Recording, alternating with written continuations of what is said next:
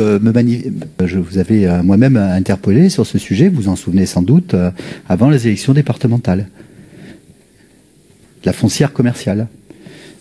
Et sur la nécessité de disposer d'un outil aménageur qui permettrait de réaliser un certain nombre d'opérations en péréquation. Et donc je trouve que c'est une bonne nouvelle. Et pour tout vous dire, lors de la visite d'Alain Ziani à Libourne, ce sujet avait été aussi évoqué. Et j'ai vu que le président Ziani avait une appétence particulière pour le sujet.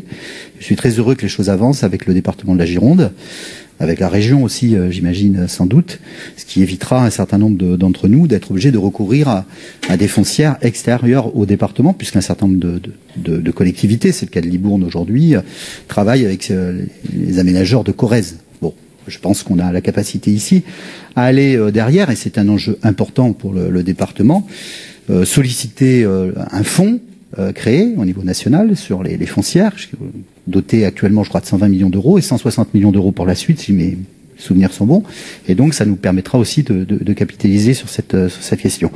Je ne vais pas revenir sur le débat qui a eu lieu, sur le fait de savoir si la concertation est engagée ou pas. Enfin, moi le schéma tel qu'il est aujourd'hui présenté n'est sans doute pas un schéma qui a été fait en concertation, puisque la concertation débute. Donc, donnons acte au fait qu'elle débute aujourd'hui et que c'est un point positif, ce qui n'empêche pas de constater que le schéma actuel n'est peut-être pas un schéma qui a été construit en toute cohérence. Et puis, petit élément que je souligne au passage, je pense qu'il y aura sans doute aussi des enjeux, mais je ne suis pas élu métropolitain, de coordination entre la métropole et la ville de Bordeaux.